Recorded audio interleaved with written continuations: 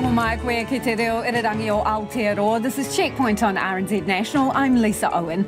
And haere ake nei, the big cover-up. The government announces a new mask mandate as Omicron creeps further into the community. COVID Response Minister Chris Hipkins is live. The wedding banquet with a potential side serve of COVID. Keeping the lights on during the next outbreak, Contact Energy on how it's preparing for mass isolation. And speaking of isolation, what are your rights as a worker if you get benched during the outbreak? We're joined by an employment expert. Petrol prices continue to climb. When will the brakes go on? And the show-stopping, or more accurately, traffic-slowing field of sunflowers. 47,000 of them. If you need a little ray of sunshine, we've got you covered. RNZ News at 5. Good afternoon, kia ora tātou, ko Evie Ashton tēnei. The government's tightening its rules for mask use under the red light traffic light setting. Masks must now be worn in all food and drink venues, close proximity businesses, events and gatherings. The mask exception for eating, drinking and exercising still stands. Prime Minister Jacinda Ardern says the government's also now requiring the general population to wear masks, not scarves, bandanas or t-shirts pulled up over the face. A bandana's not good enough, a scarf won't provide you protection, and a t-shirt definitely won't. We are asking for something that connects over your face, as a face mask does, rather than just simply a scarf wrapped around your face. Workers legally mandated to wear a mask are now also required to don a medical grade one. Nearly 15 million rapid antigen tests are on their way to New Zealand as the government moves to expand their use in the coming weeks.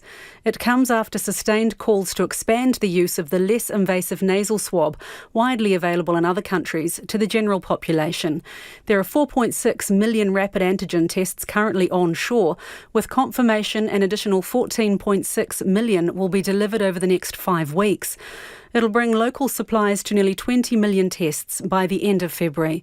The government's signalling rapid antigen tests will soon be more commonplace, but not until phase 2 of the red traffic light setting kicks in. It's now doubled the number of types of rapid antigen tests approved for importation, supply and use.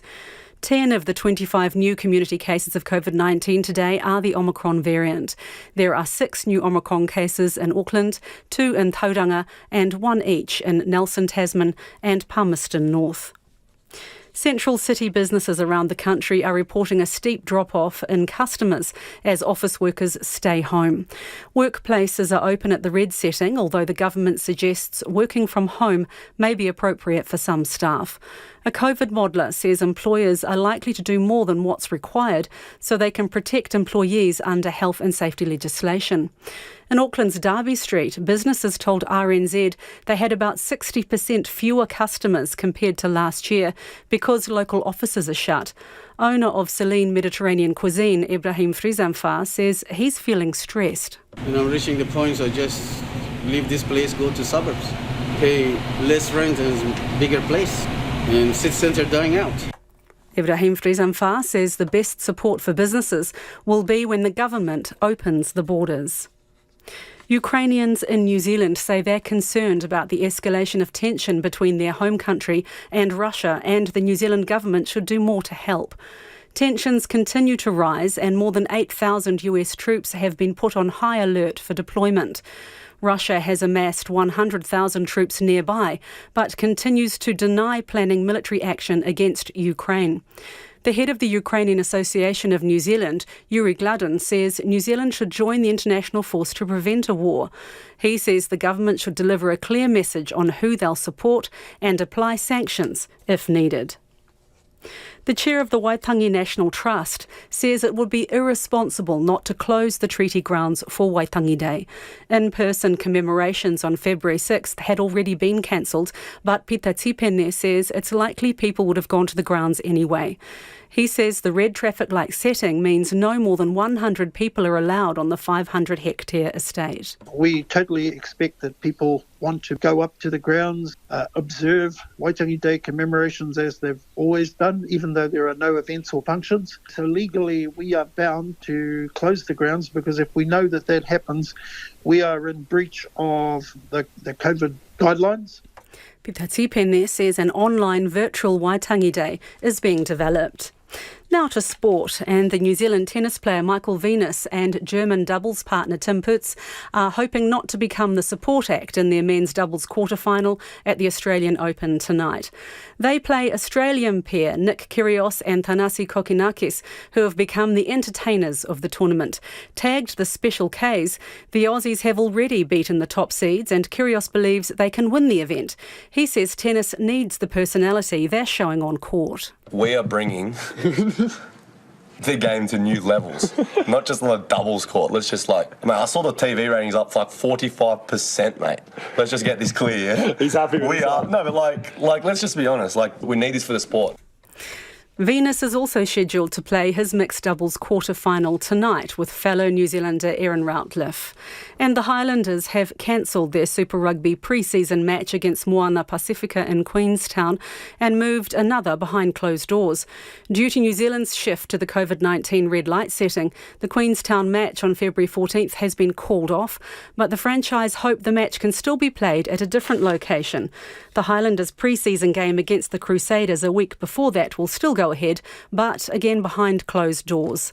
That's the news.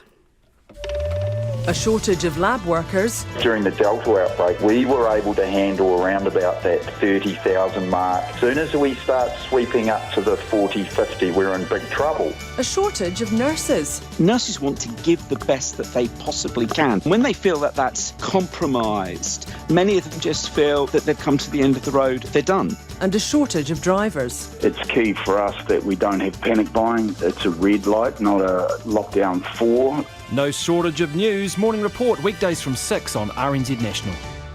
We're funded through New Zealand On Air. Now the short forecast from Met Service to midnight Wednesday for Auckland and Northland. Occasional rain or showers, sometimes heavy and possibly thundery. Coromandel and the Bay of Plenty. Occasional rain becoming heavy and persistent this evening with possible thunderstorms. Rain easing to showers tomorrow morning. Waikato to Wellington, including the Central High Country and Wairarapa, scattered rain or showers. Gisborne and Hawke's Bay, scattered rain or showers, retreating to the ranges tomorrow. Bulla, Nelson, Marlborough, Westland, Southern Lakes and Central Otago. Scattered rain north of Hokitika, clearing tomorrow morning, mainly fine elsewhere. For Canterbury and North Otago, afternoon fine breaks, patchy drizzle morning and evening, rain spreading north tomorrow evening with a strong southerly change. For Dunedin, Clutha, Southland and Fiordland, a few showers for the fjords and Stewart Island, mainly fine elsewhere. However, showers spreading to remaining areas tomorrow morning or afternoon. And for Rekuhu, Chatham Islands, cloudy periods, rain tomorrow morning and afternoon. It's 7 minutes past 5. We'll have news headlines for you at 5:30. Kia ora rā, Evie. Tēnā koutou katoa, no mai haere mai ki Checkpoint I tēnei rā, ko Lisa Owen tēnei. It's time to mask up for real. No more bandanas, scarves and T-shirts. Face coverings now need to be a proper mask. The Prime Minister, Jacinda Ardern, says masks now need to be worn at food and hospitality venues, events and close contact businesses. The existing exception of when you are eating and drinking and exercising still apply.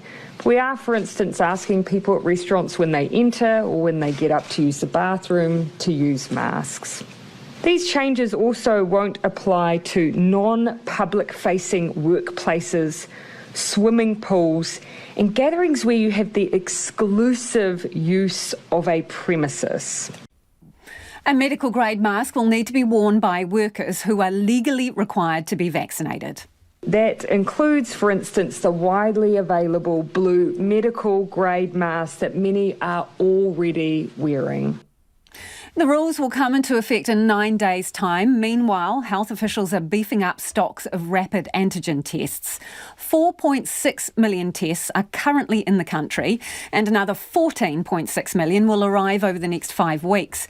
An additional 22 million have been ordered, but officials are yet to receive a delivery timeframe. Now, the Prime Minister says rapid antigen tests will be used to help critical workforces and businesses stay open.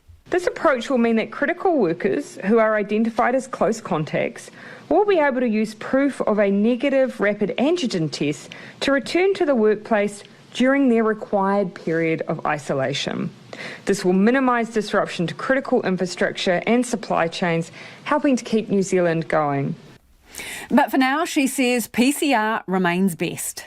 We need their accuracy to hone in on the spread while Omicron is in its infancy and can be slowed.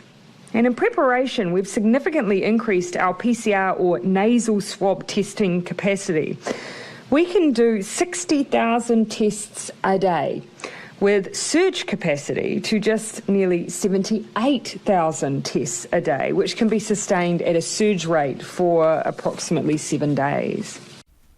Jacinda Ardern says once Omicron becomes more widespread, rapid antigen tests will play a bigger role in the government's testing regime. Ko taku manuhiri anaenei ko Chris Hipkins, the COVID response minister, joins us now. Tēnā koe e te minita. Tēnā koe, Lisa. So, you've ramped up mask recommendations to medical grade. Why stop there when international and local experts say N95s and P2s are the best? One of the best things that we can do is encourage people to wear their masks properly and to make sure that they're covering their nose and face. We know that at the moment, a lot of people are not doing that. They might be pulling a T-shirt up over their nose. They might be, wearing a mask that only covers their mouth and not their nose or whatever. We've got to get people into the habit of making sure that they're covering their nose and their mouth. Obviously, the best masks for most people are going to be the medical masks that you can buy from the supermarket. You can buy them in packs of 50 from the supermarket. Those are the ones that we'd be recommending people use. You can still use a cloth covering, but there are some cloth coverings, of course, that are better than others. They're not the best ones, though, those medical grade masks. International research indicates that the N95s and P2s are. So why not recommend them? Well, they're more expensive and they've also got to be fit tested. So if you don't have the right fit for your N95 mask, it's not necessarily a better mask than using one of the hospital-grade masks that you can buy from the supermarket. But that's not correct, Minister, and I'm sorry to interrupt, but it's really important here. I'm looking at a white paper that was submitted to the government, I think, mid-January, which looks at research by an American expert panel, the ACGIH Pandemic Response Task Force. It categorically states that N95 masks are far more effective than surgical or cloth masks, regardless of whether they are effectively fitted or not. That research contains a table that indicates that two people both wearing surgical masks, the time it takes to transmit a COVID infection is 1 hour. Two people wearing N95s, the time frame to transmit COVID is 25 hours, and that is even when the N95 is non-fit tested. So they're more effective even if they aren't fit tested. Well, I think you have to put that in the context of all of the advice and all of the issues that we're considering around masks, including practicality, including supply, including costs.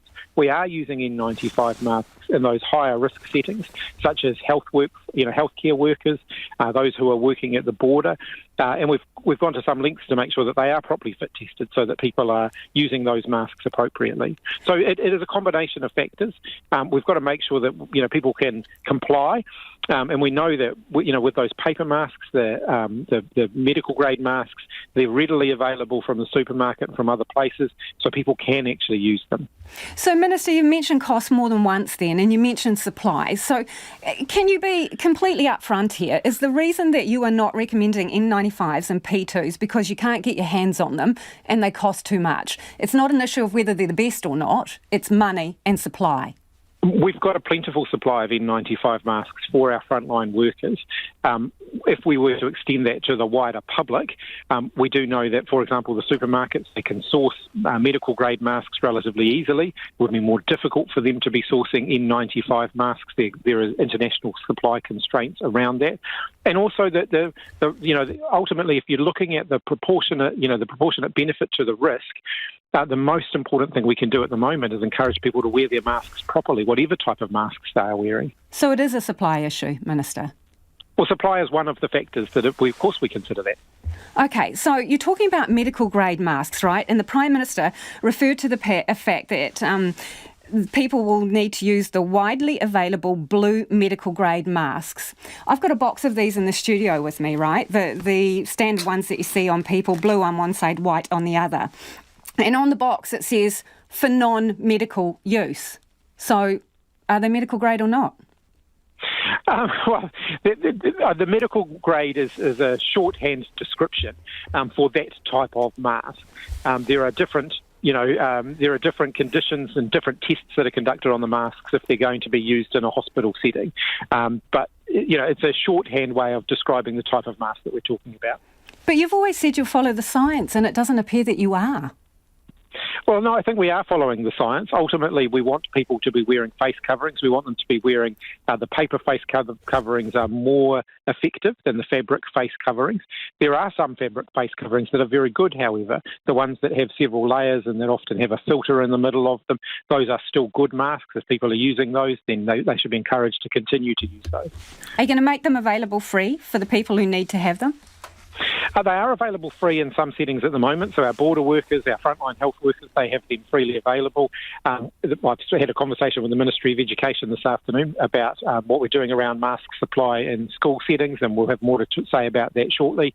So is it likely that you will give them to all schools that need them, Minister, for free, these so-called medical grade masks? Look, I'm not going to make a commitment that I don't know that I can deliver at this point, but we're certainly having conversations about what more we can do to support schools. We're also making sure we're working with community organisations, food banks and others to make sure that masks are available to those who might not otherwise be able to access them. We had a primary school principal on last night, and she said it's a big draw on resources here. Would you at least commit to giving them to low decile schools for free? Look, at this point, again, I've just got to make sure that I can deliver on any commitment that I make, and until I've got, absolute certainty about that, I'm not going to make a commitment. But I am saying that those things are on the table, and we're working our way through those. Millions of rapid antigen tests coming. Who is getting them, and exactly how will they be used? It's very much the use of rapid antigen tests will depend where we're at within our overall response. So we will be using them for ensuring that essential workers can return to work. We will be using them more for surveillance testing. We'll still be using very heavily in this first stage. We'll still be using our PCR testing capability quite heavily. As we see bigger case numbers, we'll be using that PCR testing more judiciously. So we'll be using that more for some of the key diagnostic tests and so on. And some of the other tests will move to rapid antigen tests. Once we get to a stage where we have a large number of cases, we will then have to use rapid antigen tests more carefully to make sure that we're getting the right test, the right people tested at the right time. So the rapid antigen tests are to allow critical workers to return to the job during what would be an isolation period if they've had an exposure, right? If they return a negative test, they can go back on the job. So who's critical? Are you extending it to food production, Fonterra, supermarkets, petrol stations? Who's critical and gets that exemption with the RAT test? We'll set out the details of that. My colleague Dr. Verrill has been going through that exercise, and tomorrow we'll set out the details. But in broad terms, those types of roles that you've just talked about, so health workers, those who are critical to the supply chain, to making sure that people can access food and can access the basic essentials that they need, they will be regarded as essential workforces. But we'll set out more detail around that tomorrow. Obviously, it's a long list, and we've gone through to identify who's in and who's out, and we'll set that out tomorrow. What's the tipping point for the rest of the population in terms of loosening those isolation durations? As we've said, in the three kind of key stages, and we're still at the early stage, we've got a lower number of cases. The isolation periods are, as we've set out, so the 14 days and the 10 days. Once we get into bigger case numbers, there are two further steps. So there's step 2 and step 3, or stage 2 and stage 3. And the isolation periods will change during that, and we'll set that out as we reach those milestones. So we'll make it clear to people what's expected of them at those times. But at the moment, it's still the 14 days and the 10 days. Can I get a yes or no on this one, Minister? MIQ, the changes to managed isolation and quarantine and self-isolating delayed till the end of February. Are those things still going to happen at the end of February, the loosening of those restrictions? Well, Cabinet's not made final decisions on that, but I would say, as I've indicated before, that once we get to the point where we have, Omicron community cases, then the case for our border restrictions becomes a lot weaker than it has been up until now. We've already got community cases, Minister. That's what I'm saying. We've always been clear about that we wanted to keep Omicron out for as long as we could, and we've been successful on that around that over the summer holiday period, and that's given New Zealanders a summer break. But we've also been clear that we are moving to a phase where we're going to have greater movement at the border. Appreciate your time this evening, Minister. Thanks for joining us. That is Chris Hipkins, COVID Response Minister. Homai o whakaaro, would love your feedback. Nō reira ānei nā kaupapa mō te hōtaka nei. What do you make of the new mask mandate? Tougher restrictions on wearing masks in eateries and face-to-face businesses, and also more stringent, definition of what a mask is and who needs to wear what, the so-called medical grade masks. Should they be free to everyone? Pātui mai, text me on 2101, tweet us at Checkpoint RNZ, or you can email checkpoint@rnz.co.nz. It is 19 minutes past 5. Kia ora rawatu mo te whakarongo mai e haere ake nei. Prices at the petrol pump are set to soar to record highs. An unwelcome guest at a Pukekohe wedding has alarm bells ringing, with health officials saying Omicron and a large number of people were there. The Pukekohe Indian Hall is now one of several new locations of interest, with supermarkets, movie theatres and bakeries also on the list. Health officials say someone at the wedding reception was there during the infectious period, and all other attendees should get tested immediately and self-isolate. The news has one epidemiologist questioning whether it's time to give the red light rules a tweak. Nick Trubridge and cameraman Nick Monroe have the story. It looks like your typical wedding. Guests seated around tables decorated in white. Some line up for a buffet meal. The venue filled with chatter, upbeat music pumping. Except this joyous reception at Pukekohe Indian Hall has now been somewhat tainted by news this special day is now an Omicron exposure event. That's because it was here back on January the 16th that, unbeknownst to revellers, a positive Omicron case was celebrating with them. The risk is very much higher in indoor environments. This is spread by an aerosol. So you have to bear that in mind, that if you're in an indoor environment with other people who are not part of your normal family group, they can potentially infect you. They may have no symptoms. So you have to act accordingly. And in general, that means limiting exposure to people in that setting. And if you are in that environment, everyone wearing a mask, a high quality mask, is the key way to protect you. Otago University epidemiologist Michael Baker says guidelines for private gatherings still allowed under red may need bolstering to keep Omicron at bay. It doesn't work so well with Omicron because you really need to be boosted. And you can have a vaccine pass. It doesn't require evidence that you've had a third dose or a booster dose. So the vaccine, unfortunately, while it gives you a lot of personal protection, even 2 doses, that's against severe disease, going to hospital and dying, it doesn't work so well at stopping you getting infected and transmitting Omicron. So that system is no longer particularly effective against this new variant. Of course, this Pukekohe wedding back on January 16 was held before the country moved to red, and therefore guest limits didn't apply. However, video obtained by Checkpoint appears to show workers failing to follow basic guidelines like wearing masks. So now we are in red. How do you run an event? Those that can still go ahead, be they birthdays, baby showers, backyard barbecues. If you have an event coming up, you're planning a party or something, I think now is the time to think about shifting that a few months into the future so that you can have a relaxed event where you don't have to worry about the threat from Omicron. But what about those who have already postponed the big day once, twice, heck, even thrice? Professor Baker says look at shifting it outside and no congregating around the buffet or barbecue. Encourage people to use masks as much of the time as possible. Download a QR code so they can scan in when they arrive. Obviously, you're going to require that everyone's vaccinated, so you can look at their vaccine pass when they arrive, or just make it very clear that people need to be vaccinated. Encourage people to be boosted as well. Encourage them, if they're bringing children, to have got their children vaccinated. As for this wedding that did go ahead just before red, the Ministry of Health believes a large number of people were there. They are all being asked to get tested immediately and self-isolate until a negative result. Checkpoint understands many wedding guests were back at the venue today, only this time the occasion's a little less upbeat. The hall's car park is currently a testing centre. A number of attendees driving through today after that unwelcome news Omicron was at the party. And if you're listening to that one on radio, you can check out the video from our two Nicks. We'll put it up on our webpage. It is 24 minutes after 5. Keeping the lights on during Omicron is literally the job of energy company Contact. It owns and operates 11 power stations, and the company's got close to 1,000 workers spread across 8 locations: Auckland, Te Rapa, Stratford, Waitangi, Wellington, Levin, Clyde and Dunedin. And joining me now to talk about planning for Omicron is CEO Mike Fuge. Kia ora, Mike.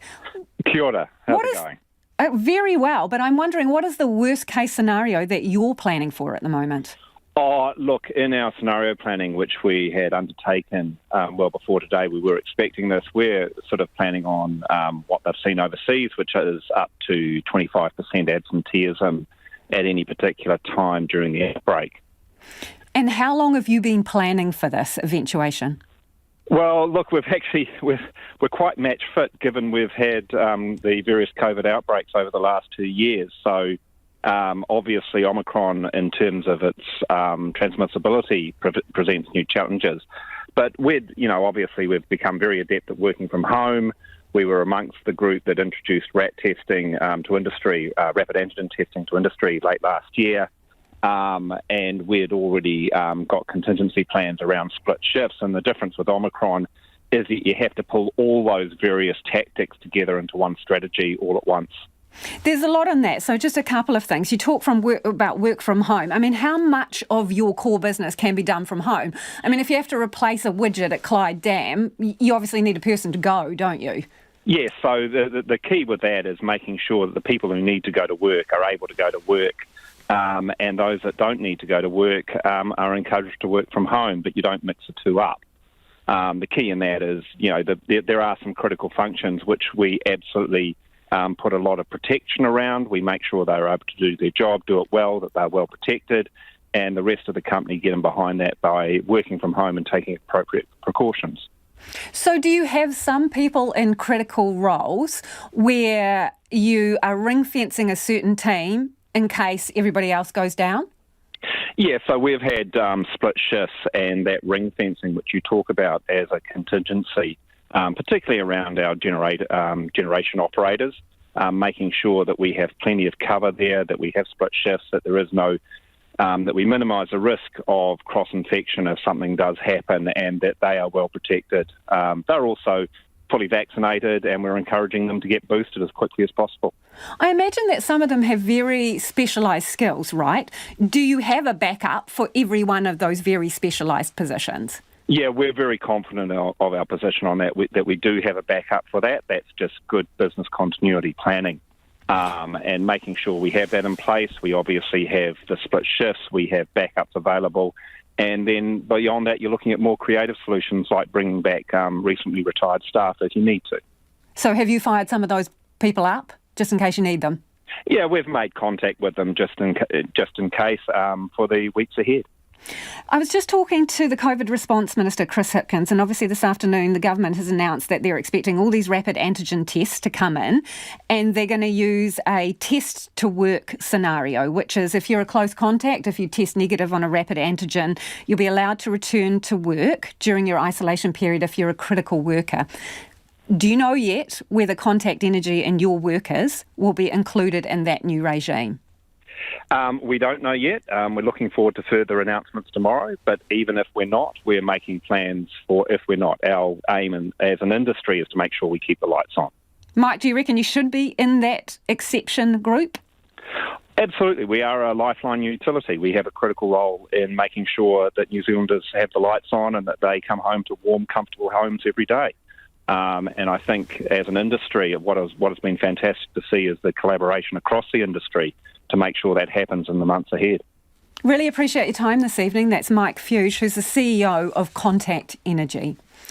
Refilling your petrol tank is starting to sting like never before, with prices inching closer to $3 a litre. The AA says that'll happen at some point this year, and prices are already nearing record levels. The average price of unleaded 91 petrol is $2.54, up 7 cents from a month ago. As our reporter Louise Tanuth and camera operator Marika Habazi found out, people are already making changes to avoid a nasty pinch at the pump. Whether it's a long summer roadie or your usual fortnightly fill-up, it's getting more and more expensive to fill up the tank. Principal advisor at AA, Terry Collins, explains during COVID, fuel makers put the brakes on. Now the price is revving up as things get back to normal. What happened is then demand came on much greater than expected, but given the uncertainties of COVID, the suppliers didn't want to turn the tap back on or the production levels back on as quickly as possible. They wanted to take a more cautious approach. Because demand is starting to outstrip supply, it's driving the prices up. It's not news these Aucklanders were hoping for, with many already thinking about changing their driving habits. That seems pretty damn expensive. Not really something I think about a lot because I normally bus to work and everything, but yeah, that's pretty damn high. Yeah, I probably won't be driving to work on like rainy days or something like that, or I don't know, cutting back even more a little bit. Yes, I drive a car and a motorhome, so I'm buying both petrol and diesel, so I'm following it quite closely. Well, I can hop on a bicycle, so at least, I have got that as my backup, but obviously that's not practical all the time. Yeah, the price is getting higher and higher, especially for Auckland. My office is only about 10 minutes drive from my home, so I probably will try some bikes. I am actually looking for a new car right now, so I might go in for a hybrid right now, because that's much more economical. That's an option many are looking into. Board Director for Drive Electric, Dean Sheed, says over the last few years, demand has skyrocketed. We're looking at 30, 40 different models in the New Zealand marketplace. We're seeing volumes increase up. We've now got over 30,000 plug-capable vehicles on New Zealand roads, and it's about 8 or 9% of the total vehicle sales. The charge does run out, but Dean says it's easier to recharge than fill up. Simply press the button, which exposes the charging port. That's your charging plug. That simply goes into the socket, and then the light will start to flash in a moment, and you're charging. Now at home, the process is very similar, but can plug into your wall socket overnight in your garage, and that'll take an overnight charge, and that will get you about 150 to 180 kilometres of distance. Remembering the average Aucklander drives 38 k's in a day. And it's cheaper in the long run. An EV in terms of electricity usage is the equivalent of about 30 or 35 cents a litre. So if you're talking petrol being about $2.80, $2.90, maybe even $3, you're talking a difference between $3 and 30 to maybe 35 cents, so a tenth of the cost that's hitting your back pocket. Under the government's Clean Car Discount Scheme, purchasers of electric and hybrid cars can receive a rebate of up to $8,700. But from April onwards, buyers who purchase new petrol-run vehicles could cop a fee of up to $5,875 based on the vehicle's CO2 emissions. Along with petrol's rising cost, many people could be making the switch. And you can check out that video, it'll be up on our webpage.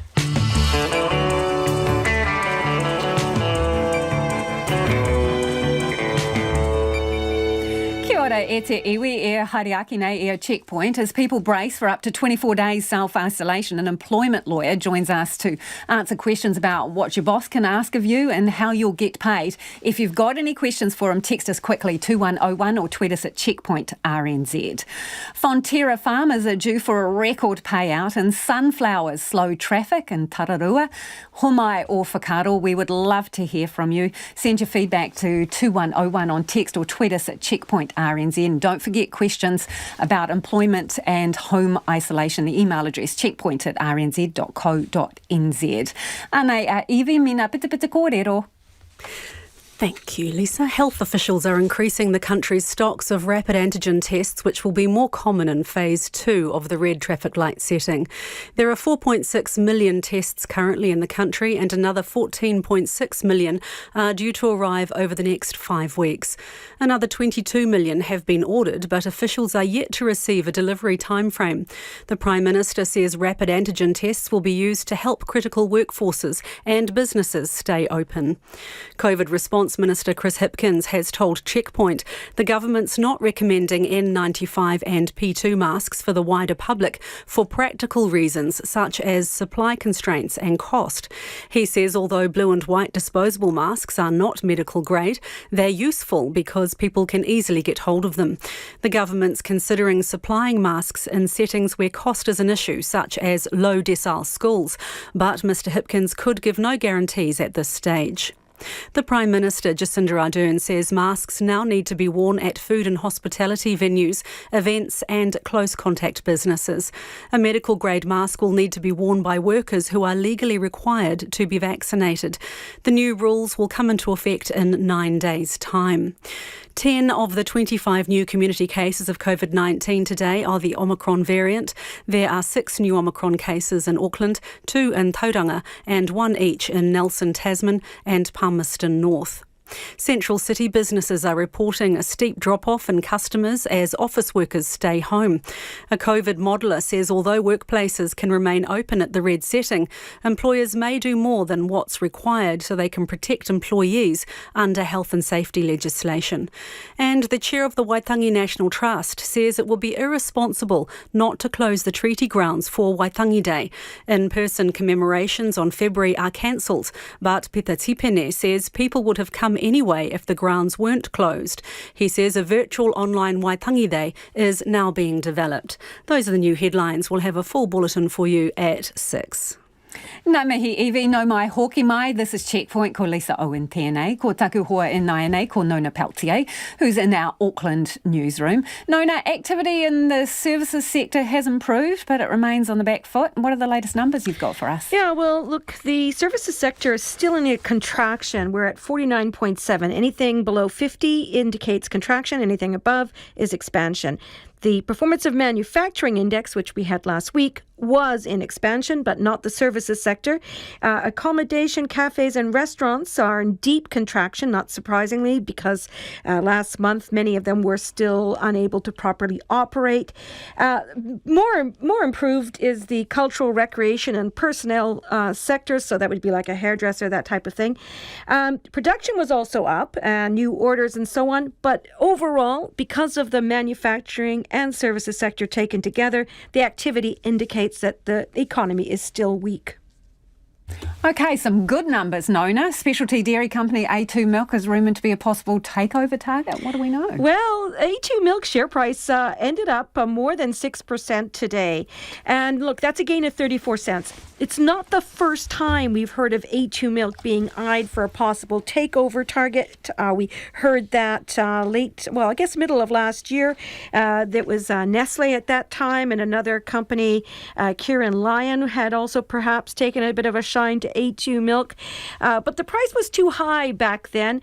These days, it's not quite the same level. And that's partly because the company reported a full year earnings down 79% in the last fiscal year ending in June. So, yeah, it's been a tough time for the company. Certainly their infant formula that they sell to China has been on a downturn. It remains to be seen. The latest suitor, though, is a Canadian dairy company called Saputo. They're expected to make some kind of big acquisition, and the speculation is, well, we'll have to just wait and see.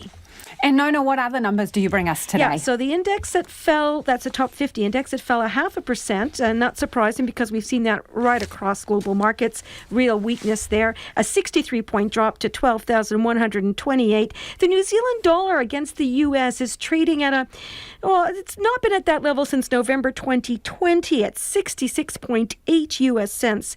And all steady, though, against the Australian at 93.5 and 49.6 British pence. Thanks, Nona. Ka kite. Based on current rules, a whole bunch of us could be facing weeks and weeks in isolation as we build to peak Omicron. At the moment, if you're a close contact of a household case, your 10 days ISO doesn't start until the infected person is 14 days through theirs and recovered. And if you do the maths, that's 24 days at best. But what if you don't have the leave? Can your boss make you work if you're banged up at home but not infected? And who pays? So many questions, and then lots of you are texting even more questions in. Employment law expert Ben Thompson from Armstrong Thompson is here to help answer some of them. Kia ora, Ben.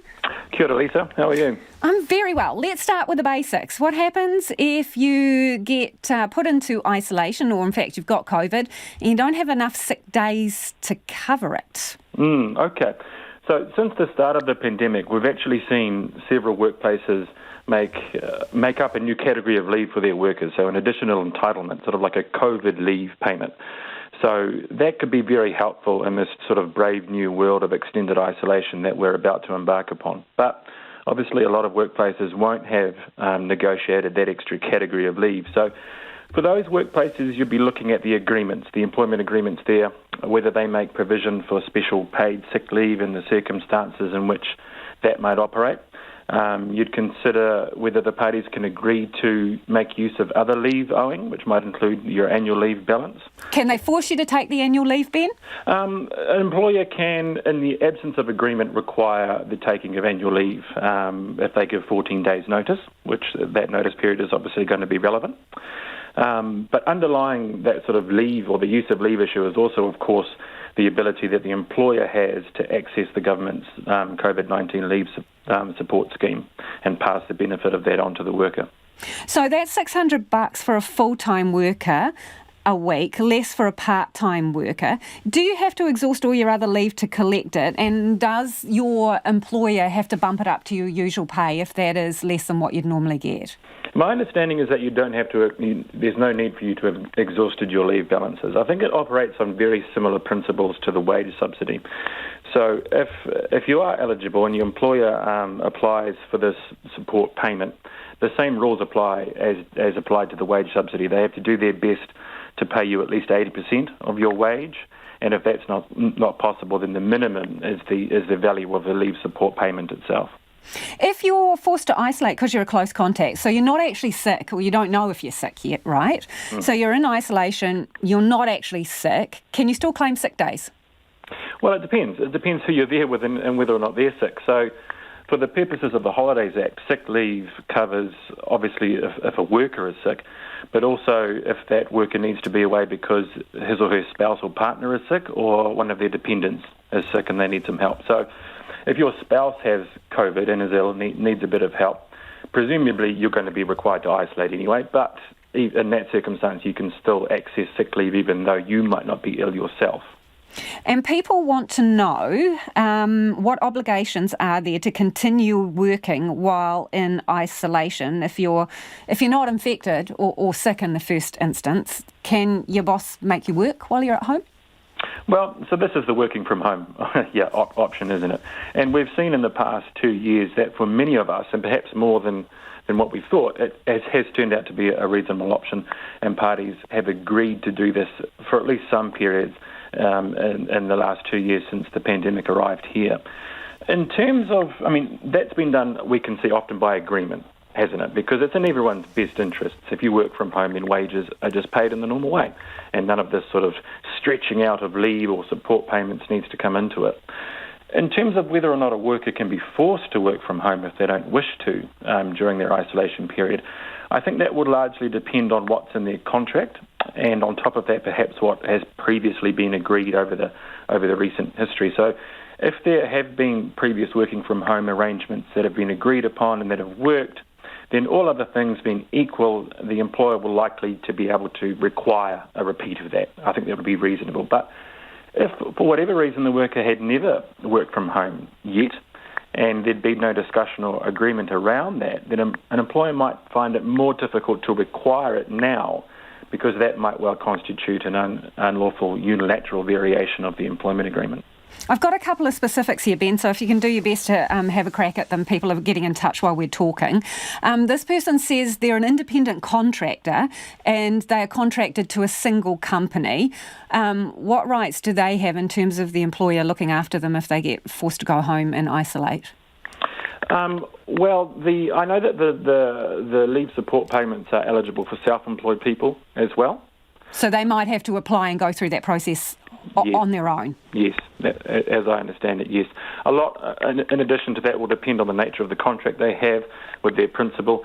Certainly we see often as a broader issue in employment law that you can have what is in fact an employment relationship dressed up as an independent contractor relationship, and you might see that people challenge sort of minimum sick leave requirements in these situations on the basis that they've always in fact been an employee, even though they're called an individual contractor.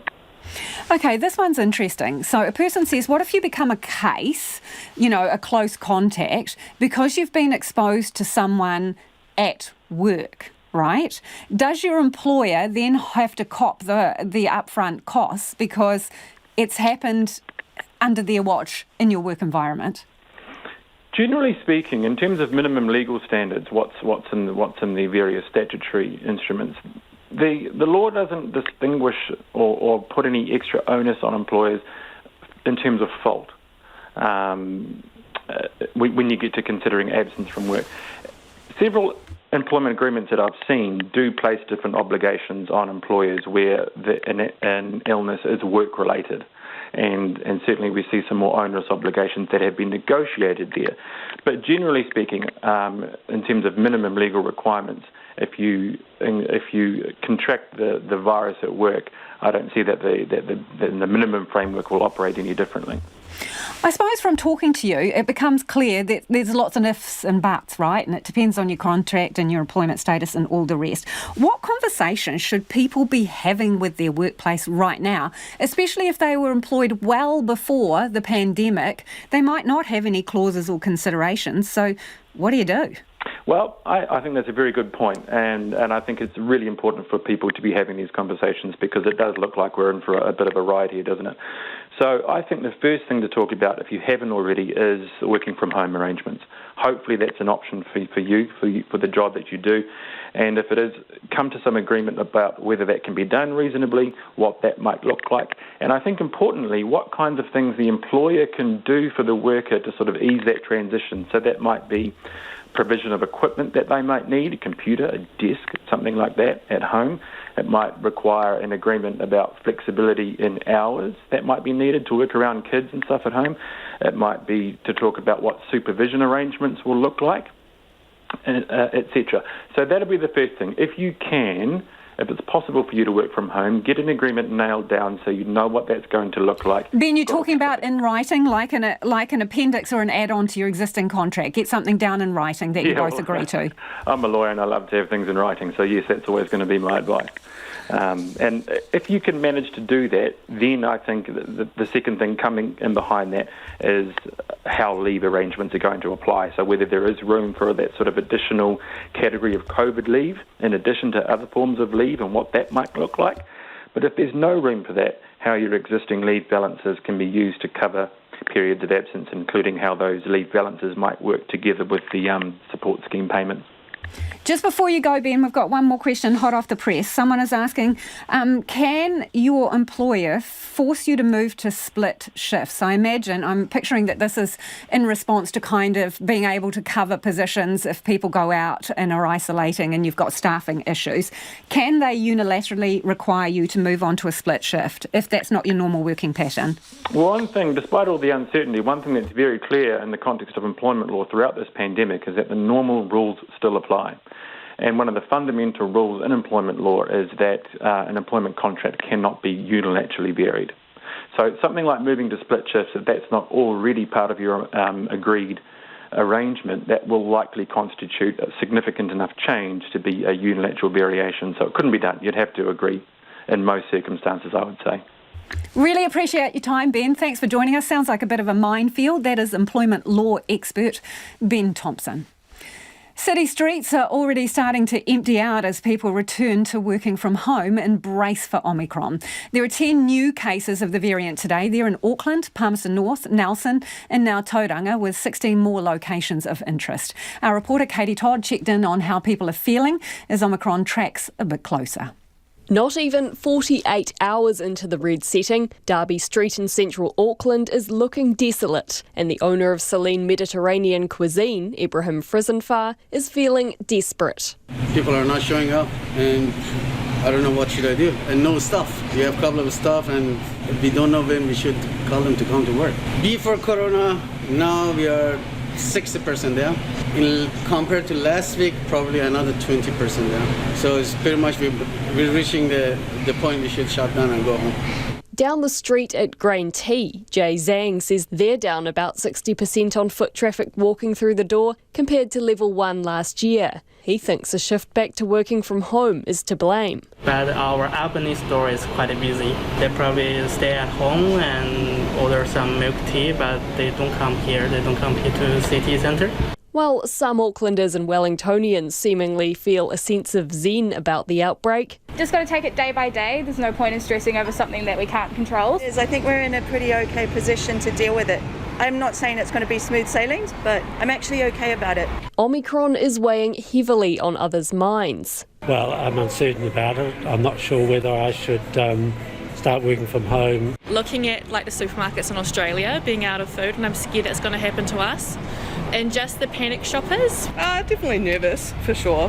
As Te Pūnaha Matatini Complex Systems researcher Dr Dion O'Neill explains, individuals and businesses are likely to end up doing much more than the red setting requires of them. The COVID protection framework is relatively weak on what it requires people to do, or even what it suggests that people do in terms of mask wearing. And it's left a lot of that for businesses to interpret in the context of health and safety legislation. But if we have Omicron in the community, then it very much does become a case of if workplaces want to be operating on site, employers need to be doing things to make sure that their employees do stay safe. He says the businesses that do will be the ones that feel less disruption from the outbreak, and it could serve to slow down the total spread of Omicron in the community. In that case, you might expect things to drag on for a little bit longer. You do still have that spread going through the community and people becoming infected. You haven't put an intense period of pressure on your health system and on other supply chain systems. Various modellers have been pointing to a peak in mid to late March, although they say COVID is hard to predict. These people told us they're happy to take it as it comes.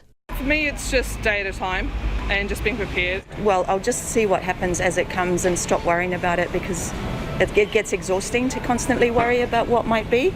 As for those business owners like Ibrahim Frizenfar, sitting back doesn't feel so good. We just need the government wise up, open the borders, like everywhere else in the world, you know? Everywhere else is doing the business now. Whole world is open. Dr Dion O'Neill says Omicron might be moving at a sprint through the community, but the community is in for a marathon in terms of how the impacts will play out. It is 9 minutes to 6. I'm Lisa Owen and you're with Checkpoints on RNZ National. He muriaki ina pita pita kōrero. After the news at 6, Ukrainians in New Zealand fear for their home country as they call on the New Zealand government to do more to help. Boris Johnson's got another party headache with confirmation Downing Street staff gathered for his birthday during the UK's first lockdown. Rules at the time banned most indoor gatherings of more than 2 people. The revelation adds to mounting pressure on the Prime Minister to resign. The BBC's Laura Koonsberg has more. What politicians want to talk about is not always the same as what the public and their fellow politicians want to know. How many times do you have to jab into the... Jabs, jabs, jabs. Boris Johnson's mantra. But this morning, was he sure there'd be no other damaging claims about what went on in Number 10 before the official report by Sue Gray? Can you guarantee that no more embarrassing allegations about alleged breaches of lockdown within Downing Street will come out before that report is published? What I can guarantee is that this government is focused 100% on dealing with the big problems that we have. Happy birthday, dear Minister. There was no guarantee, and there was more to come. Boris Johnson's playground birthday greetings in June 2020 were not the only ones he received. What a wonderful way to spend my birthday. A source who was present told us as many as 30 of his staff were drawn together in the cabinet room. His wife Carrie brought a cake with the Number 10 flat interior designer briefly in tow. There was picnic, food and chatter for around half an hour. Number 10 doesn't deny the event took place and says a group of staff working in Number 10 that day gathered briefly in the cabinet room after a meeting to wish the Prime Minister a happy birthday. He was there for less than 10 minutes. For the man who wants to sit in the Prime Minister's chair, it's more of a reason for him to go. We've got a Prime Minister who believes that the rules that he made don't apply to him. We can't afford to go on with this chaotic, rudderless government. The Prime Minister is a national distraction. He's got to go. Number 10's denied there was also a birthday bash in the flat that night, although Mr Johnson did see a small number of his family in the garden. But these new claims come just as the Tory party is trying to make up its mind over whether the Prime Minister should stay or go. The question he should be asking himself every morning is me staying in office allowing me to run this office in a way which is making the country better, or am I a distraction? How then do ministers defend what happened? A gathering inside of around 30 people on Boris Johnson's birthday, when at the time any social gatherings inside were strictly banned. Well, I think some of these allegations have got a little bit out of hand. I mean, what really happened here is a group of staff, small group of staff who've been working closely with the Prime Minister, brought in a birthday cake at the end of the day, and there was 10 minutes there around sharing a piece of cake. I don't think that really constitutes, a party in the way that some of the other more serious allegations that are being investigated maybe do. A sea of sunflowers has been slowing speeding traffic in Tararua district. The colourful display on the side of the road is the brainchild of photographer Abby Hoare, and she's turned it into quite the business venture with open days and photographers booking slots to take snaps. And Abby joins us now. Abby, 47,000 plants planted. It must bring you great joy to look across your field.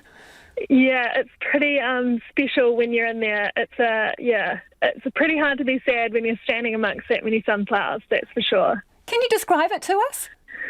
Oh, gosh. Well, obviously it's a sea of yellow, but it just is almost like you have a whole lot of faces smiling back at you. That's a great thought. We need more thoughts like that. Hey, I know, we do. Why did you plant them? Well, other than wanting to slow the traffic down... Explain that to me, slowing the traffic down. The stretch of road that we live on has become really busy since they've shut the Manawatu Gorge. We live on this kind of back road that's a lot of potholes, a lot of corners, and we live in a 70k zone and there's a railway crossing, but no one goes 70k's and no one seems to stop for the potential trains that are coming. So that was really important to us to try and see what we could do as part of our small farm here to slow that traffic down. Yeah. So you basically planted 47,000 speed bumps. You wanted people to kind of take in the scene, is that right? Yeah, I guess so. Like smiling speed bumps though. Nothing that's going to hurt your car. And what has the reaction been to it? It has been incredible. Well, I thought, maybe 100 people might want to come to an open day and see them. Well, first of all, actually, I didn't even think they would grow. It's not that warm here, so I really didn't think they were going to grow, but they have, and the response has just been incredible, and I'm just blown away, yeah. Has it slowed the traffic, do you reckon? Yeah, definitely. I don't know that my neighbours are that happy because there's a lot of dodgy turning around in their driveways happening, but anyway, it's definitely slower. So do people pull up and take pictures, or what's been going on? Yeah, and I've got a little stall at the front that people can buy cut sunflowers. So that seems to attract a lot of people that are just passing through from the Manawatu to the Waitangi. And you're a photographer, so you're opening this up to the public. Tell us how that works. Yeah, so on the weekends we have open days where anybody can come along, vaccinated people can come along between 10 and 2 and enjoy the field and buy some sunflowers, and we have a coffee cart, an ice cream man, and then during the week we have private bookings where anyone is able to come along and book a half an hour slot to take their photos without the crowds. And then I also do family sessions or pregnancy or just anything you like really in the evenings as well. So how long do you reckon these flowers are going to last? Well, Lisa, I've never done this before. So I'm thinking maybe by the middle of Feb the field might start to look a bit sad, but I don't really know, to be honest. And where exactly are you if people want to come and have a gander? So if you were travelling from Palmerston North and you were going to the Wairarapa, Google Maps would take you straight past us. So we're sort of 10 minutes southwest of Pahitua is where we are. So just look for the little faces of sunshine. That's the one.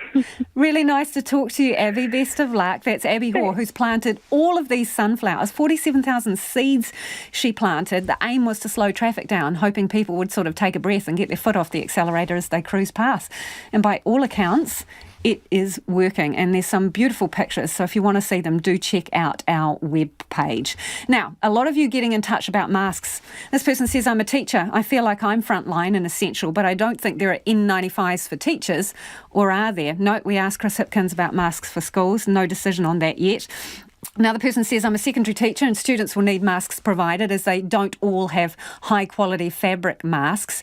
It's going to be crazy managing that students wear them. And Nigel says, far out. Why free masks to low decile schools? Free masks to anyone that has to wear a mask that is an essential worker. If you can't wear your own, then it needs to be free. End of, says Nigel, who is a teacher's aide. And another person says, if mask wearing is to be tightened up, rightly so, they say, failing to further regulate mask exemptions, including current exemptions, seems to be a major omission. And a lot of you getting in touch, like last night, saying you can't get your hands on an N95 for love or money. RNZ News at 6. Good evening, kia ora tātou. I'm Evie Ashton. Nearly 15 million rapid antigen tests are on their way to New Zealand as the government moves to expand their use in the coming weeks. It comes after sustained calls to expand the use of the less invasive nasal swab, widely available in other countries, to the general population. Our political reporter Anika Smith has more.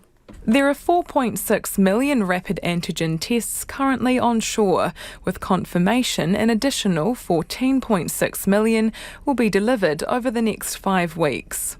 It will bring local supplies to nearly 20 million tests by the end of February. The government is signalling rapid antigen tests will soon be more commonplace, but not until Phase 2 of the red traffic light setting kicks in.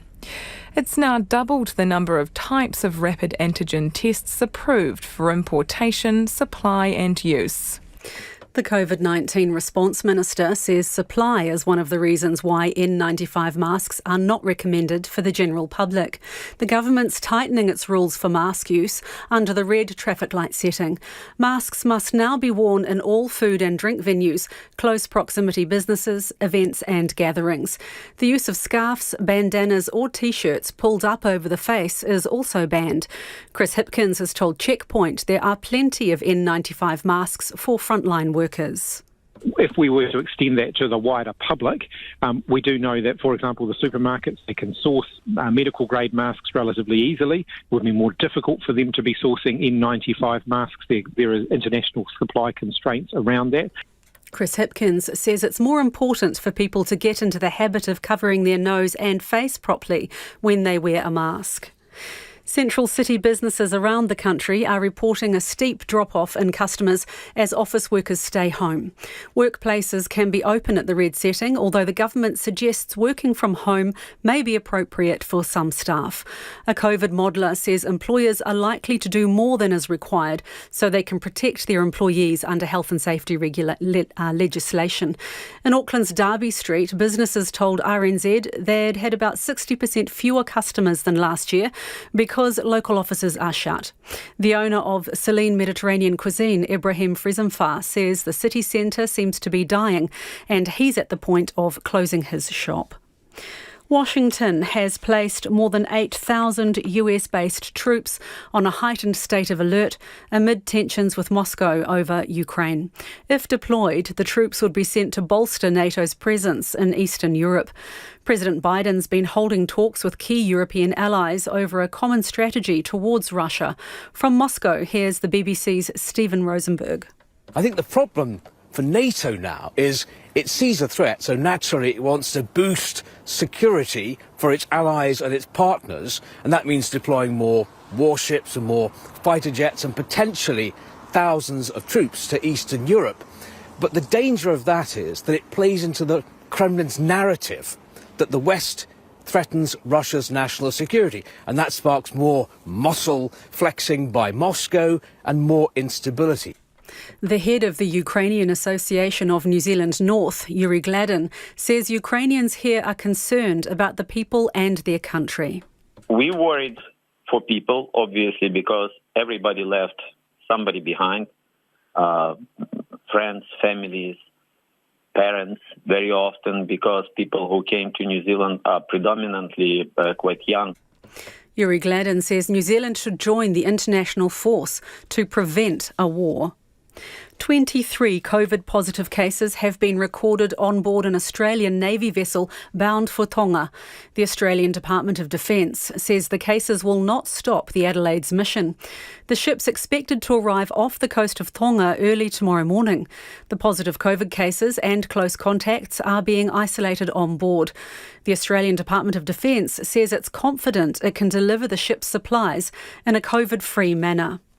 And an electric car salesman says demand's increasing due to rising petrol prices. The average price of unleaded 91 petrol is $2.54 a litre, up 7 cents from a month ago. And the Automobile Association is predicting it will reach $3 this year. Drive Electric Director Dean Sheed says he's never been busier. We're looking at 30, 40 different models in the New Zealand marketplace. We're seeing volumes increase up. We've now got over 30,000 plug-capable vehicles on New Zealand roads, and it's about 8 or 9% of the total vehicle sales. Dean Sheed says the Clean Car Discount scheme beginning in April will also increase demand for electric and hybrid vehicles. And that's the news. Kia ora, I'm Sharon Brett Kelly, co-host of the Detail podcast. We're back at work and gearing up for our first episode of the year this coming Monday. Every weekday we're explaining the big news stories and dishing up interesting topics we think you'd like to know more about. The Detail with me and Emile Donovan, back Monday at 5 a.m. on your usual podcast platforms and RNZ's website, or after Checkpoint here on RNZ. Now the short forecast from Met Service to midnight Wednesday. For Auckland and Northland, occasional rain or showers, sometimes heavy and possibly thundery. For Coromandel and the Bay of Plenty, occasional rain becoming heavy and persistent this evening with possible thunderstorms. Rain easing to showers tomorrow morning. Waikato to Wellington, including the Central High Country and Wairarapa, scattered rain or showers. Gisborne and Hawke's Bay, scattered rain or showers, retreating to the ranges tomorrow. For Bulla, Nelson, Marlborough, Westland, Southern Lakes and Central Otago, scattered rain north of Hokitika, clearing tomorrow morning, mainly fine elsewhere. For Canterbury and North Otago, afternoon fine breaks, patchy drizzle morning and evening, rain spreading north tomorrow evening with a strong southerly change. For Dunedin, Clutha, Southland and Fiordland, a few showers for the fjords and Stewart Island, mainly fine elsewhere. However, showers spreading to remaining areas tomorrow morning or afternoon. For the Chatham Islands, cloudy periods, rain tomorrow morning and afternoon. It's 6 minutes past 6. Our next news headlines are at 6:30. Nā mihi Evie, no mai hoki mai. This is Checkpoint, ko Lisa Owen tēnei. Ukrainians in New Zealand are very concerned about the escalation of tension between their home country and Russia, and the New Zealand government should do more to help.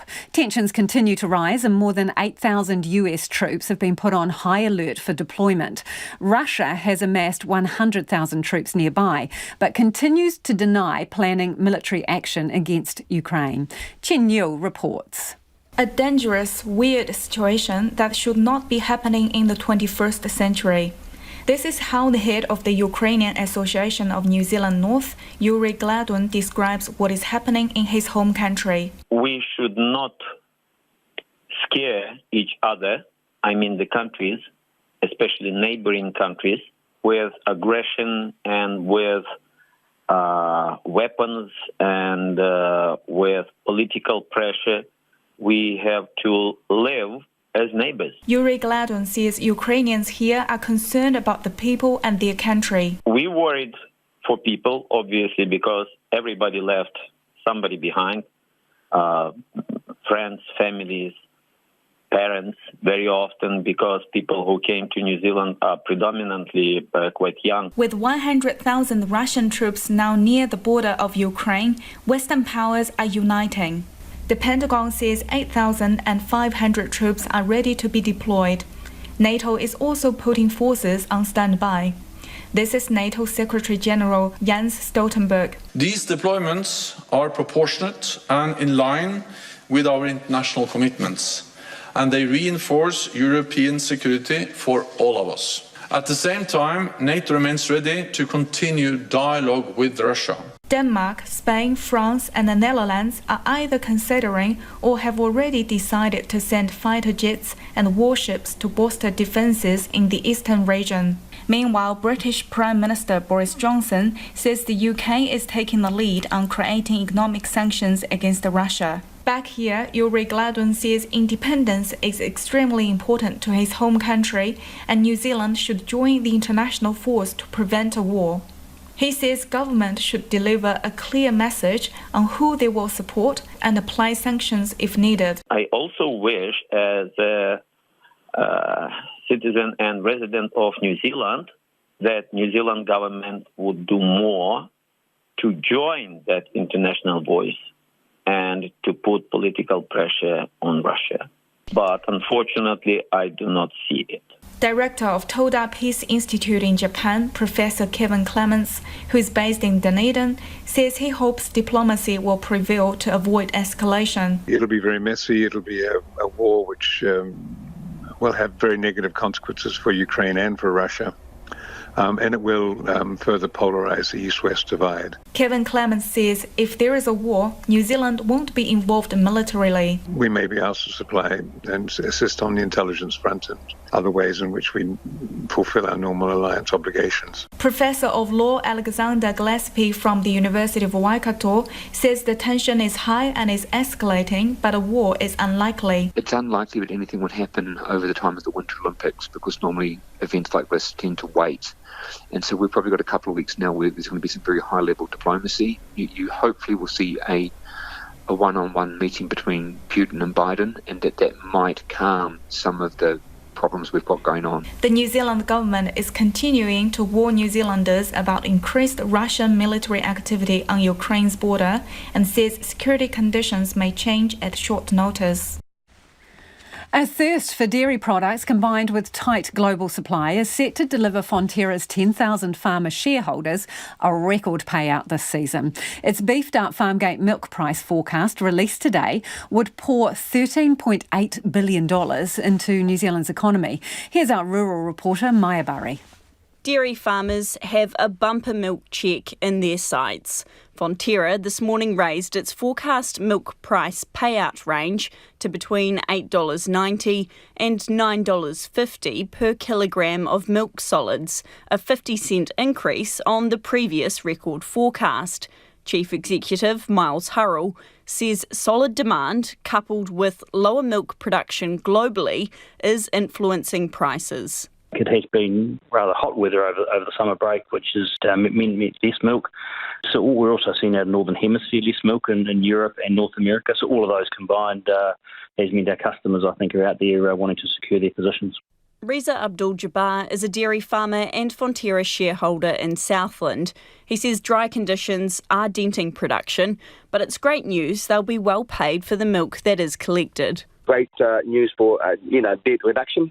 Let's be clear about that, and setting up our farms for the future with regards to concerns and all the environmental things that we want to be better and be at the forefront at. KPMG's global head of agribusiness, Ian Proudfoot, says while supply issues are helping to underpin strong dairy prices, New Zealand's COVID-19 response has also brought advantages. I think what we have done is we have been consistent and reliable in our ability to supply our customers. And, that's really important in the current environment. And the reason we've been able to achieve that has been our strong COVID response to date, largely, in that, we have been able to keep working when others have spent a lot more time shut down. But he adds market dynamics can easily shift. It's always that component that we can never be complacent because the market movements will go against us just as easily as they go for us. So, I think we should ensure that we take the returns we get this year and invest in building more value into our products moving forward. Fonterra's CEO, Miles Hurrell, is confident about the long-term outlook, but he says with higher prices comes increased potential for volatility. I mean, these are historically high prices, which starts to put a bit of pressure on consumers. So, historically at these levels, you start to see a little bit of demand burn off over time. So we'll watch that next year. At the same time, we historically see a little bit more milk come on at these price levels. So we'll see what impacts those play out for the next couple of years. Mr Hurrell says COVID-related disruption also remains closely on Fonterra's radar, especially as governments respond to the rapid spread of Omicron. And it's 14 minutes past 6. You're with Checkpoint on RNZ National. Now, we've had some feedback from Stuart. Stuart works in an emergency department and would like this message to get out. Stuart says people have turned up saying they've been at a location of interest and have symptoms. Several of them were at the place of interest several days before the person with COVID attended. Can you please let people know that it's both a location and a time of interest? And on the locations of interest page on the Ministry of Health, they actually lay out the location, the venue and the time frame that is relevant. So check both. Good point, Stuart. New Zealand tennis player Michael Venus is hoping to bring an end to the Nick Kyrgios show at the Australian Open tonight. Venus and German doubles partner Tim Poots are currently in action against Kyrgios and countryman Thanasis Kokkinakis in the quarterfinals of the men's double. The Aussie duo, with Kyrgios front and centre, have been one of the stories of the tournament and already have knocked out the top seeds. Well, joining me now is sports reporter Clay Wilson.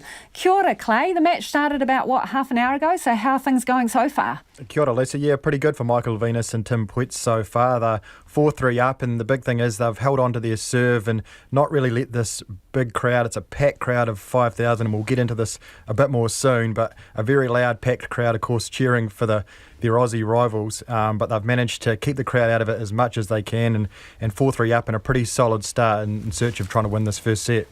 Yeah, so what exactly are Michael Venus and his partner up against in this match then? Well, before we get to the crowd and that side of things, I mean, on paper, they're very strong favourites for this game. They're the sixth seeds. They're both ranked inside the top 20, whereas Kyrgios and Kokkinakis, they're a wildcard duo for this game. But as we've talked about, they've beaten the top seeds. They've been another seeded pair to get to this game. Plus, there's this home crowd advantage, and they've definitely been making the most of that. It started in the singles with Nick Kyrgios. He's not everyone's cup of tea, as we know, but he's really a master showman, and he's an expert at home in Australia of getting that crowd behind him. He made his mark early in the singles, some spectacular moments in his second round loss to the second seed Daniil Medvedev. He really knows how to whip the crowd into a frenzy, and teaming up with Kokkinakis in the doubles, it's really just amplified that effect that Kyrgios has. The pair have actually been given the nickname the Special Ks for this run they're having. The crowds have just been going wild. That's been no different in the first 30 minutes of this game. And the TV figures as well, I think they're up there with some of the big name singles players for these matches. So it shows what interest there is in this pairing of Kyrgios and Kokkinakis, and just what they do and how much entertainment they provide the fans. Interesting. Michael Venus was commenting on it the other day, and he said he's not put off by it. He loves the energy. Bring it on. I think a lot of players really if that energy is against you, you can really harness it in a different way. So I heard that from Michael Venus, and I think that's right, and so far proven true. A very good start and 4-3 up. And what else is going on at the Australian Open today? So we've already had the first women's singles quarter-final and an upset in that game with the fourth seed and the reigning French Open champion Barbora Krejcikova. She was upset by American Madison Keys. Now, Keys unseeded, but is a name that people will know. She reached the final of the US Open in 2017 and has made two other Grand Slam semis. And on centre court at the moment, Rafael Nadal is up.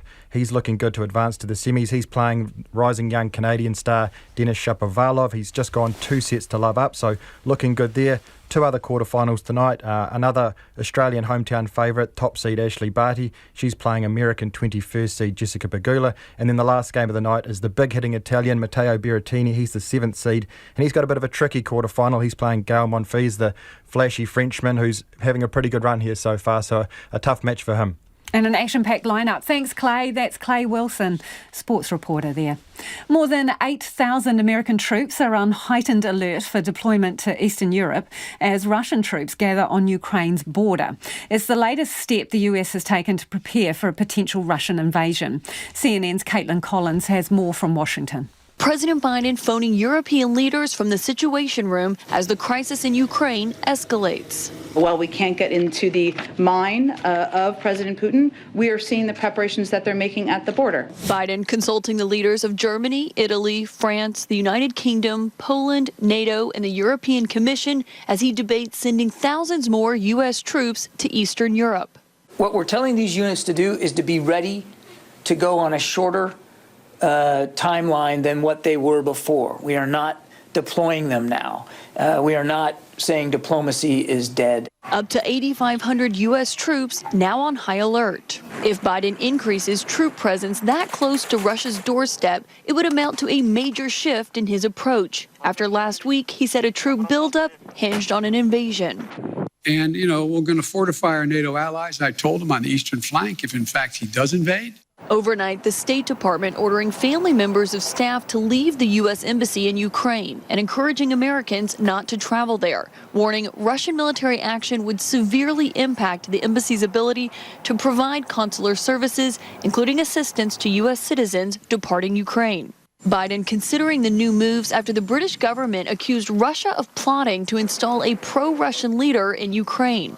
This is very much part of the Russian toolkit. It runs the gamut from a large conventional incursion or invasion of Ukraine to these kind of destabilizing activities in an attempt to topple the government. Republicans, including the top GOP lawmaker on the Foreign Affairs Committee, warning that President Putin isn't taking the U.S. seriously. I think this has been a passive deterrence, right? I mean, I don't see Putin changing his course of action. It's getting very aggressive. The noose is tightening around Ukraine. The WikiLeaks founder, Julian Assange, has received a boost in his fight against extradition to the United States. He's been allowed to seek an appeal in the UK's highest court, but his supporters say he'll continue to suffer in the meantime.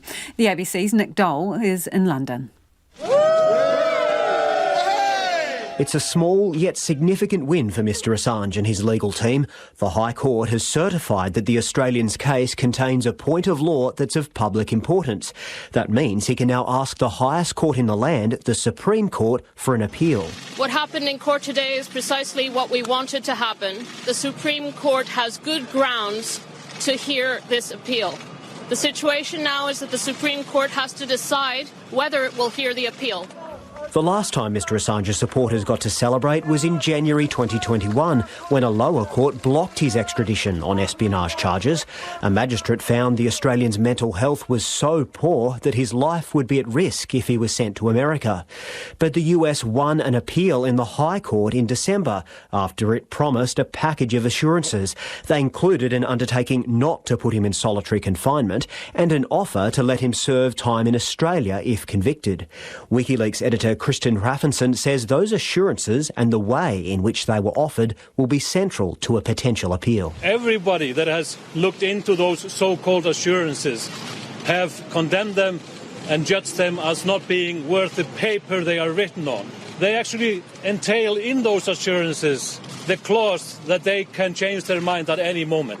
Mr Assange faces 18 charges over the release of thousands of highly classified US documents. Some exposed the killing of civilians in Iraq and Afghanistan. The US argues that the leaks put lives at risk, but Mr Assange's supporters say the case is politically motivated and the disclosures were in the public interest. Stella Morris says the overnight court victory is significant, but there's still a long road ahead. As long as this case isn't dropped, as long as Julian isn't freed, Julian continues to suffer. For almost 3 years, he's been in Belmarsh prison, and he is suffering profoundly, day after day, week after week, year after year. Mr Assange will have to lodge his application within 14 days, but any appeal could take months. Voice recordings have been sent by an Australian teenager trapped in a Syrian prison to his family back home. Islamic State fighters launched an assault on the jail in the country's northeast last week, trying to free imprisoned IS members. The ABC's Tom Joyner has more. As the rattle of gunfire and sounds of explosions circled the prison, a teenage boy from Australia found himself caught in the crossfire. I'm Australian, I'm 17 years old, I have an injury in my head, in my hand. There's no doctors here that can help me. I need help, please. I'm very scared. The boy, whose identity is secret, is of an age where he should be finishing high school or working shifts at his first job. Instead, since 2019, he's been locked inside the Waitangi prison in northeastern Syria, alongside thousands of members of the Islamic State group. The ABC has exclusively obtained audio messages the teenager recorded in the prison and sent to his family in Sydney. I'm scared if I die any time. Please, I need any help. They're not stopping shooting. Every little bit they shoot, every little bit they hit a missile. I don't know what to do. US-backed Kurdish-led forces have been locked in a deadly fight with Islamic State militants who stormed the prison on Thursday, killing dozens of guards and staff in a mission to free their comrades. 5 days later, the fighting hasn't stopped, and advocates for the boy fear for the worst. Over the last 24 hours in particular, there's been a huge shock to the family. It is a huge amount of information for them to process, but their concern is about him. Kamal Debussy is a family friend who spent years helping to campaign for the boy to be returned home. He says his repeated pleas for the Australian government to act have really gotten nowhere. I'm hugely underwhelmed with the Australian government response. I'm disappointed. I'm frustrated. They were acutely aware of the situation and have chosen to sit on their hands and not do anything. The Australian boy's journey to Syria began in 2015 when, at age 12, he travelled with his parents and siblings to the country, headed for the IS Caliphate. Fast forward to 2019, when coalition forces liberated the last territorial stronghold from IS control. The boy was transferred briefly to a camp with his mother before he was taken, along with many other men and boys, and placed in detention. And that's how this Australian boy came to be in this prison in northeast Syria. Matt Tinkler is the acting chief executive of Save the Children. He says there are at least 40 young Australian children currently languishing in detention in the northeast of the country. You know, in our view, the only thing that's preventing them from coming home is a lack of political will from the Australian government. We've seen other governments from around the world repatriate their citizens, children and women very recently. So there's no practical or legal impediment to this right now. It just requires the political will to act. In Waitangi prison, the Australian boy is one of roughly 700 international children detained there. Like the others, he hasn't been tried in any court, according to Save the Children's Syria Response Director, Sonia Kush, and conditions in the prison are pretty dire. There was no real screening to try to understand, who was who. They're crowded. There's inadequate health care. There's certainly nothing remotely close to getting an education. For the Australian boy, that means no guarantee of safety. People are screaming next to me. People are scared. I really need help. I really want to come back home. Please help me. In Australia, Indigenous leaders and campaigners are welcoming a move to make the Aboriginal flag freely available for public to use without fear of being sued over copyright. The federal government has paid more than $20 million to the flag's designer and other licence holders after a years-long campaign to free the flag. The ABC's David Lipson has more. Freeman runs up to her. Maury inside. More than 2 decades since Cathy Freeman won gold at the Sydney Olympics. This is a famous victory. And celebrated with the iconic black, red and yellow flag of her people. With the Australian and Aboriginal flags together. Another historic victory for Indigenous Australia. I've woken up this morning feeling, extremely happy and relieved. That's Laura Thompson, the owner of Clothing the Gap, a small company that produces garments and merchandise featuring the Aboriginal flag. In 2019, she received a legal letter demanding she cease and desist because it was in violation of copyright laws. We were quite shocked, and when we realised, we would have to pay and ask permission to use the Aboriginal flag, and all community, we saw it play out with the AFL. We decided, that would be the beginning of a campaign to free the flag. The Free the Flag campaign received backing from stars in the AFL and NRL, which had also been threatened with legal action for using the flag in Indigenous rounds. The reason for all those legal letters: the flag's image was still owned by its designer, Harold Thomas, who'd sold the rights to another clothing company. Now, after 3 years of negotiation, a deal Mr Thomas hopes will provide comfort to all Australians to use the flag unaltered, proudly and without restriction. It allows the Aboriginal flag to breathe a new life in itself, right? Breathe. So it becomes definitely in partnership with the Australian flag, and that I love. The taxpayer has footed the bill, $20 million paid out to various licence holders to transfer copyright to the Commonwealth. Harold Thomas will retain his moral rights over the flag. Future royalties will go to the Indigenous Observance Committee, NIDOC.